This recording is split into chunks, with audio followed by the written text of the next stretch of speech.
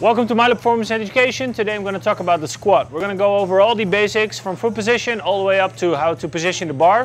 First we're going to show you the exercise. So Stefan's going to set it up.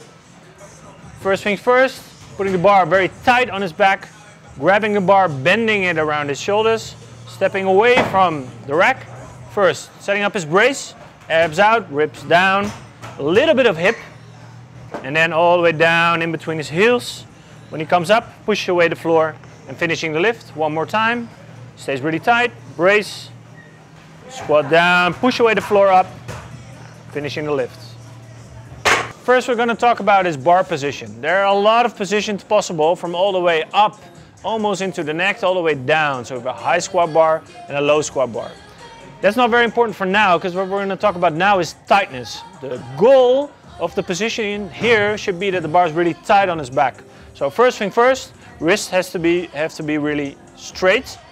Second thing is he pushes his elbows down, creating a lot of tension with the lats.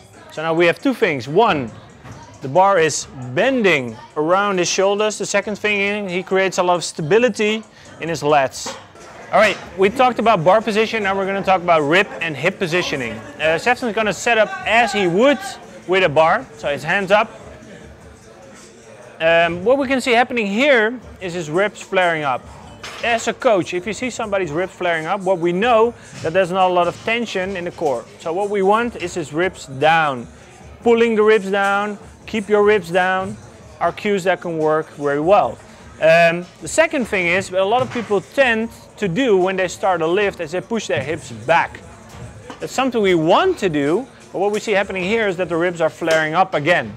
Then we know there's not a lot of tension on the core. So we go back, he's holding the bar in position, pulling his ribs down. What he wants to do is make a bend, like bending from the hips.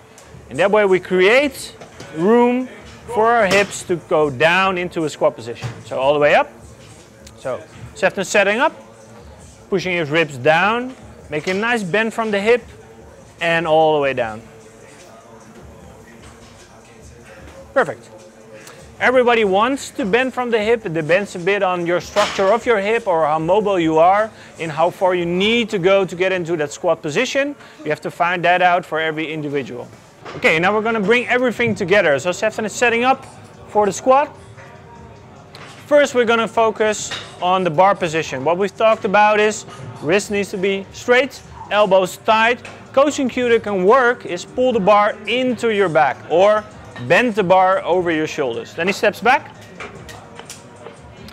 Here, rib position. So bar is tight. We ask him to pull his ribs down and we can cue him. Here we're bracing, pushing my fingers out. Then a little bend from the hip and then all the way down, keeping those ribs down. And when he hits the bottom, pushing off into the floor, finishing his squat.